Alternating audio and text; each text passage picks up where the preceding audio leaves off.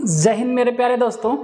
आज आइए हम लोग स्टार्ट करते हैं चैप्टर नंबर 8 और चैप्टर नंबर 8 का नाम है वैद्युत चुंबकीय तरंग यानी कि इलेक्ट्रोमैग्नेटिक वेव। ठीक है, इससे पहले आपको जैसा कि पहले बताया हुआ है हमारा सीक्वेंस भी बिल्कुल सीरीज में चैप्टर का जो जैक मॉडल का सॉल्यूशन था वो चैप्टर 1 से लेकर 7 तक और 11 से लेकर 14 तक ऑलरेडी हमारे चैनल पे अपलोड हो चुका है, तो आप उसको देखना ना भूलें ताकि आपका एग्जाम का प्रिपरेशन है बड़ा ही जबरदस्त हो। आइए स्टार्ट करते हैं बिना टाइम को बर्बाद किए हुए हमारा chapter number 8। Sir electromagnetic wave chapter में हम लोग का जो पहला सवाल है, जो पहला क्वेश्चन है वो क्या कह रहा है सर, थोड़ा सा पहला क्वेश्चन को डिस्कस किया जाए। देखिए पहला क्वेश्चन क्या कह रहा है। कह रहा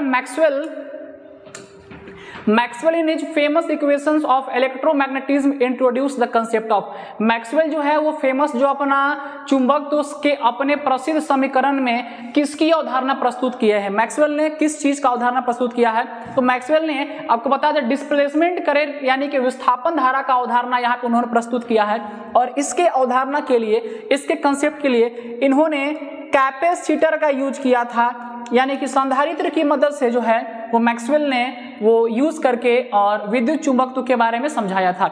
याद रखेंगे कि डिस्प्लेसमेंट करंट के बारे में तो बताए थे, विस्थापन धारा के बारे में मैक्सवेल बताए थे, लेकिन इसके लिए उन्होंने किसका यूज करा है, उन्होंने यूज किया है कैपेसिटर यानी कि संधारित्र का। इस बात को आप याद रखिएगा। ठीक है, आंसर तो आपको हम बताएंगे लेकिन थोड़ा उसका एक्सप्लेनेशन करेंगे, कारण भी समझाएंगे कि क्या क्या यूज किया था। आगे आता है sir conduction current is same as displacement current when the source is. Conduction current यानी कि चालन धारा और विस्थापन धारा जो समान होता है सर, कब, जब स्रोत होता है। जब स्रोत कैसा होता है तो आपको बता दें, जब स्रोत डीसी होगा तो यह दोनों जो है वो सेम फेज में नहीं होता है। जब करंट डायरेक्ट करंट होता है तो कंडक्शन करंट और डिस्प्लेसमेंट करंट दोनों सेम फेज में नहीं होता है। एसी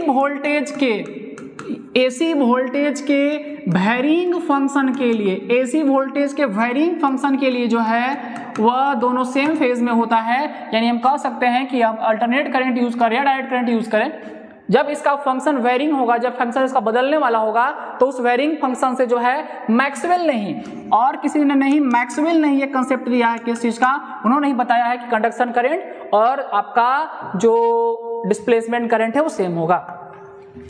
नेक्स्ट क्वेश्चन की तरफ बढ़ते हैं, एकदम आराम से समझना बाबू आपको। अगला सवाल बड़ा ही मजेदार सवाल है sir, suitable radiation for telecommunication. Sir हमारा जो है संचार व्यवस्था में, हमारे कम्युनिकेशन में, हमारे सूचनाओं को एक स्थान से दूसरे स्थान तक पहुंचाने में हम लोग कौन से, तो माइक्रोवेव के साथ साथ रेडियो वेव का भी यूज करते हैं। दोनों का यूज होता है टेलीकम्युनिकेशन में। सर आखिर दोनों का काम क्या है? माइक्रोवेव का बेसिकली काम है मोबाइल फोन्स या वाईफाई में, मोबाइल फोन्स या वाईफाई ये सब में हम लोग यूज करते हैं माइक्रोवेव का यानी कि माइक्रो तरंग का, और जबकि रेडियो तरंग का हम लोग उपयोग करते हैं टेलीविजन में या फिर रेडियो, ये सब में यूज करते हैं लोग रेडियो वेव का। ठीक है ना, आप जो देखते होंगे टेलीविजन में, जो आप बचपन में पहले छत पे चढ़ के और ऐसे ऐसे एंटीना हिलाते थे, वही है, इसमें यूज करते हैं रेडियो वेव्स का। ठीक है, आइए सर नेक्स्ट क्वेश्चन नंबर 4 क्या है आपका। The speed of electromagnetic wave in vacuum is obtained from the following equation. किस इक्वेशन जो है किस समीकरण से जो है आप क्या करेंगे सर, विद्युत चुंबकीय तरंग की चाल के बारे में बताएंगे। तो विद्युत चुंबकीय तरंग की ताल के बारे में बहुत ही आसान सा इक्वेशन है, लास्ट इक्वेशन है, जिसमें आपको दिख रहा है म्यू नॉट, जिसका वैल्यू होता है sir 4 pi into 10 to the power epsilon naught, और ये जो आपको दिख रहा है 4 pi into 10 to the power -7 ये म्यू नॉट का वैल्यू है, और एप्सिलॉन नॉट जो हम लोग परमिटिविटी के लिए यूज करते हैं। तो इसके हेल्प से जो है हम लोग वो चुंबकीय तरंग की चाल के बारे में बता पाते हैं। नेक्स्ट सवाल है सर आपका, the frequency of microwave is. Microwave का जो फ्रीक्वेंसी है वो कैसा होता है। आपको ना क्वेश्चन नंबर 5 से लेके आने वाले कुछ क्वेश्चंस के लिए हम क्वेश्चन नंबर 5 तो पहले कुछ समझा देते हैं, लेकिन ताकि एक जगह पे हम लिखा हुआ रहे इसलिए हम इसको ना यूज कर रहे हैं यहाँ पे। यहाँ से ऐसे कर देते, ठीक है, इस तरह से 6, 7, 8, 9 जो भी लगभग सवाल है इसी से बन जाएगा। ऐसे आपको बता देंगे हम 5 भी उसी में आ जाएगा। क्वेश्चन नंबर 5 क्या करेगा समझ लो, क्वेश्चन 5 क्या था, क्योंकि वापस आपको दिखेगा नहीं है।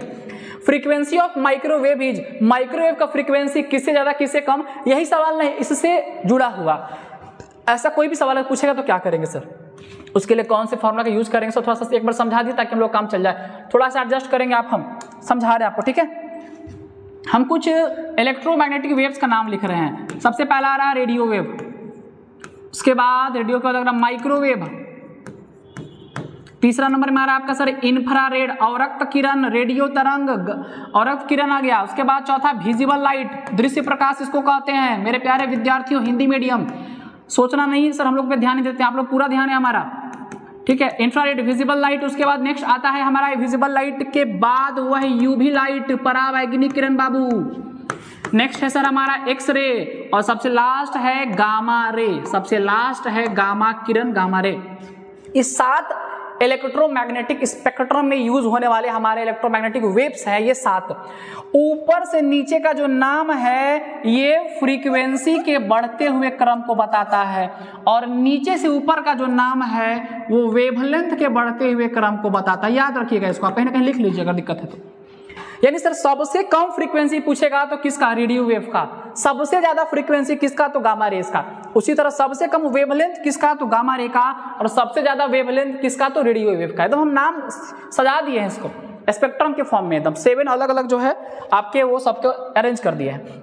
अब पूछा था क्वेश्चन नंबर 4 में कि उसका जो फ्रीक्वेंसी है माइक्रोवेव का वो कैसा होता है। ऑप्शन में आपका 4 ऑप्शन दिया हुआ था, उसमें एक ऑप्शन ये था कि माइक्रोवेव से रेडियो वेव से इसका फ्रीक्वेंसी ज्यादा होता है। तो आप देख लीजिए माइक्रोवेव का फ्रीक्वेंसी रेडियो वेव से ज्यादा होता है। हाँ सर, यही ऑप्शन था उसका, यानी कि इसका कम होता है, सबसे कम इसका, फिर इसका, फिर इसका, ऐसे बढ़ते बढ़ते बढ़ते बढ़ते सबसे ज्यादा फ्रीक्वेंसी किसका हो जाता है, गामा रे का। देखिए एरो बनाया है, ऊपर से नीचे फ्रीक्वेंसी यानी आवृत्ति का, जिससे ऊपर यानी कि तरंग दैर्घ्य का, ठीक है, तरंग लंबाई का।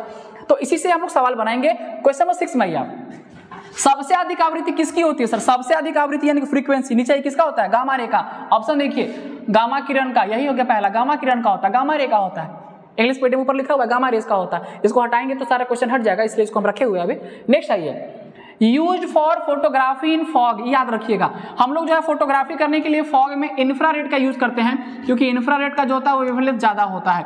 तो वेवलेंथ ज्यादा होता है तो लाइट स्कैटर्ड नहीं करता है, इंफ्रारेड जो है रेज स्कैटर्ड नहीं करते, बिखरते नहीं हैं, इसलिए हम लोग जो है फॉग में यानी कि कोहरे में जो है इन्हीं का यूज करते हैं फोटोग्राफी करने के लिए। अगला सवाल क्वेश्चन नंबर 8 क्या करा, which of the following waves has minimum wavelength. सबसे कम वेवलेंथ किसका है, ये देखिए सबसे कम है सर गामा रे का, और सबसे ज्यादा पूछे तो किसका, रेडियो वेव का। तो सबसे कम किसका है, मिनिमम किसका है सर, मिनिमम एकदम आराम से किसका, गामा रेस का। आंसर क्या हो गया हमारा, गामा रेस।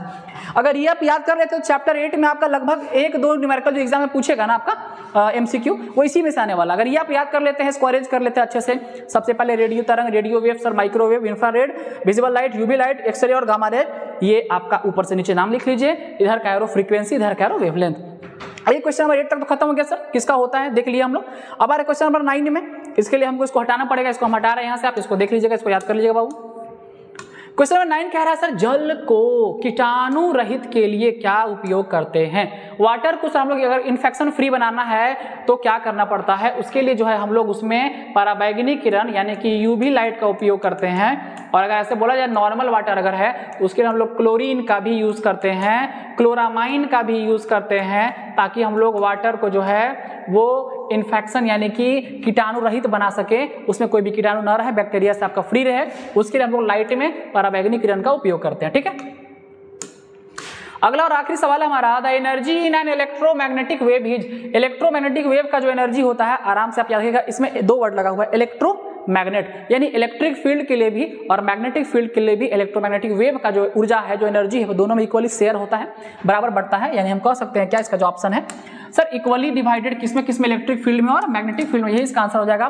कुल 10 एमसीक्यू सवाल थे चैप्टर नंबर 8 का, जो हमने यहाँ पे एक्सप्लेन करा है, और आप उसको आराम से देख सकते हैं, अपने दोस्तों के बीच में शेयर कर सकते हैं और उनको बता सकते हैं कि झारखंड बोर्ड का तैयारी कराने के लिए संजीव सर आपके लिए हैं, जो आपका पूरा का पूरा जो है आपका ध्यान केंद्रित करेंगे एग्जाम की तरफ। तो हम मिलेंगे फिर अगले वीडियो में, जिसमें हम ऑप्टिक्स का बड़ा ही मजेदार सा एक्सप्लेनेशन लेके आने वाले हैं। आप हमारे चैनल को सब्सक्राइब करना ना भूलें और कमेंट के माध्यम से बताया करें कि आपको वीडियो कैसा लगा। फिर मिलते हैं, जय हिंद, जय भारत।